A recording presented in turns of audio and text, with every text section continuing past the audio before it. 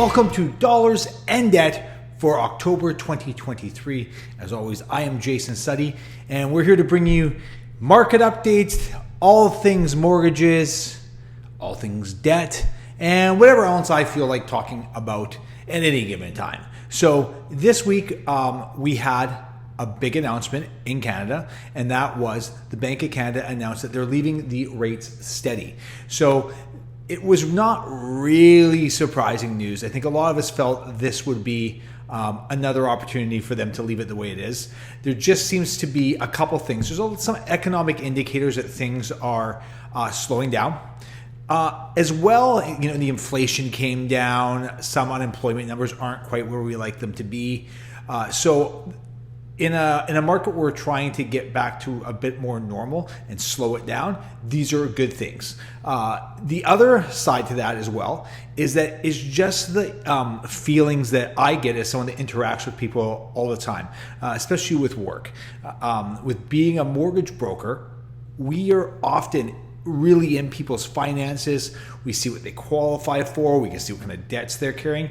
And it just seems that between the price of groceries and everything is so expensive that everyone's really struggling. And unfortunately, that's what the government wanted. They wanted people to financially struggle so they would stop spending money. So I think as far as interest rates go, there is a lot of people that, since with the data we're getting now, they're really, we really think that if we're not at the very top, we're really, really close. And that should lead to rates coming down probably the middle of 2024. Now, what I've read, and it doesn't necessarily mean it's going to be true, but what I've read is that we shouldn't expect to see a huge decrease immediately. It will be a gradual decrease over time. But as far as those struggling with interest rates, I think it's some welcome news. It's a good sign. And I think we're right in the middle of the crap, but we really see some brighter things ahead. So hang in there. A good way to look at it is if let's say you're in a variable rate and you're kind of really at the point of your affordability. Well, if rates are going to come down in mid 2024, you only have 6 or 8 more payments to start to see a decrease. So maybe use that as your perspective, as it's not that many more payments at this higher rate, again, before we start to see them coming down. So let's dive into a couple of things we've seen recently and some things that we're running into. So obviously, affordability is a huge challenge right now. People just can't qualify for a whole lot. So one unique thing that we've started to see is extending amortizations. Now, there's the traditional, 25 and 30-year amortizations that we see a lot. However, we actually have some lenders that will go to 35. Now, these lenders are a little bit of a higher rate, and there is usually a bit of a fee associated with it. But if you're trying to qualify for a house and you're just not quite there, in a lot of these circumstances, the little bit of a fee and a little bit of a rate increase absolutely justify paying that to get this great place. So I'll give you a quick example. Now, these are very rough numbers. They're not dialed up down to a finite detail, but I'll give you an example. So the example is what we're seeing in some of these alternate lenders that extend the amortization. They're only about half of a percentage point, maybe 0.75 higher than what you would get at your usual bank or credit union of things of that nature. So you've got rates quite similar, but then generally a 5-year difference, a 30-year at the banks and credit unions versus a 35 over here. And an example that I have written down here is that if you were to make $150,000 in income, take a fairly standard 3-year fixed rate today, extend that over a 30-year amortization, you're sitting at about $796, so about $800K in purchase price.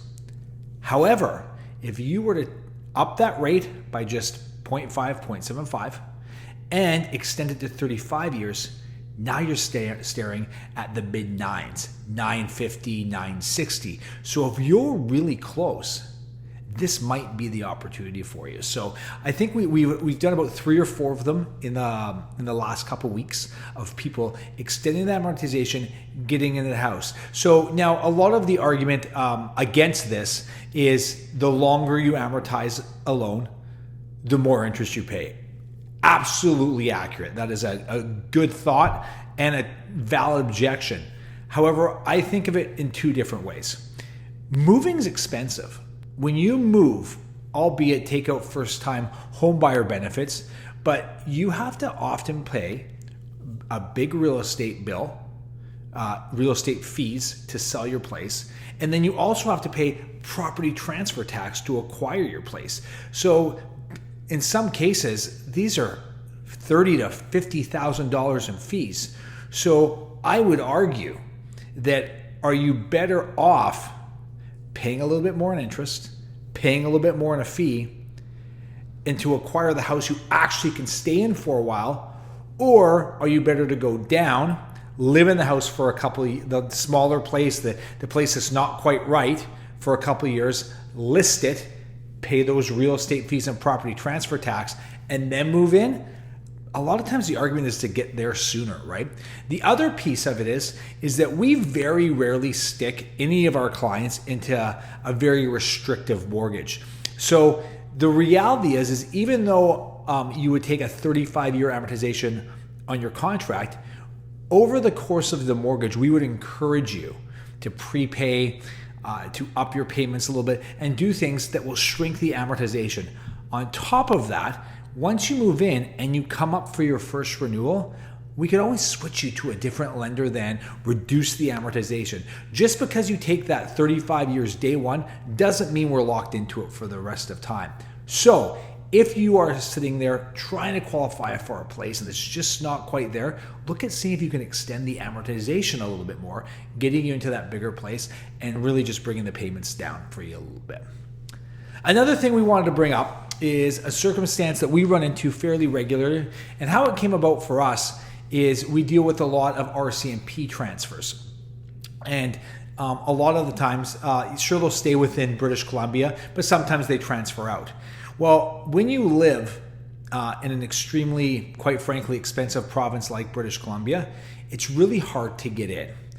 So you're selling a house in Alberta, maybe it's worth $500,000, and the same house here is $800,000, $900,000, and $1 million.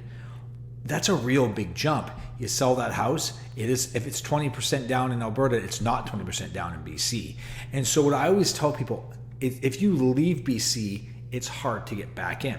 So what we encourage a lot of RCMP transfers to do is when they go to the new province, the new city, is to just rent there. Don't immediately buy a home, and just hold on to the place that you have in BC and rent it out. And do that at least temporarily, just until you get settled, until you get a feel. Because there's be nothing worse than taking a transfer to Manitoba, living there for a year, realizing you hate it, and then want to come back to BC, but now you have all these costs. Well, this way, you can give notice to your tenant, move back in, and save yourself some money. On the flip side, if you live there for a year, you realize you love it, you've made the best decision in your life, then sell at that time. So why do I bring that up? Because obviously not everybody's an RCMP transfer. Well, what we're seeing a lot of people with affordability is they're in a smaller place, a condo, a townhouse, and they really want to get in. They just need a little bit more space. They want to make a stepping stone. So one thing, but they don't quite qualify. So something you could do if you desperately need that space or you desperately need to live in another area, why don't you go rent that next place temporarily and hold on to your current place and rent it out? So I like to always call it the rent. Now, you're still in the real estate market. You haven't left it. So as the values go up, you're getting the gains over here in your rental property. But on the flip side, you're going to another place, you can get into the place, you can get into it now, and then maybe when rates come down and maybe you can afford a little bit more, then you can make that change. So it's a really interesting way to do it. Now, in both cases, maybe there's a capital gains issue with rental properties and all of that, and I am not an accountant, and that is not for me to discuss, so you'd have to do some research on that. But if you do your research and it feels right, it's a great way to not just jump in the deep end and potentially make a huge costly mistake. It's a way that you can do something right now, because as we know with rent, there's no qualifying for rent. You just have to find something available. So again, where I think this could be really helpful is if you're in that condo, maybe your family is grown and you desperately need a couple more bedrooms, but you just don't qualify for that house right now.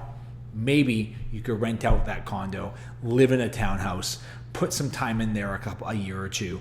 Then hopefully the value of the condos are going up. It's upped your down payment. The rates have come down. You qualify for more, and then you can sell and move into that house. So hopefully a couple tidbits that we can see that could help you with either qualifying for more or just making sure that you're making those smart financial decisions. I hope you guys had an awesome October, a great Thanksgiving. Of course, we've got November, and dare I say it, we're staring at Christmas time. I hope you guys have a wonderful October, and we look forward to talking to you next month.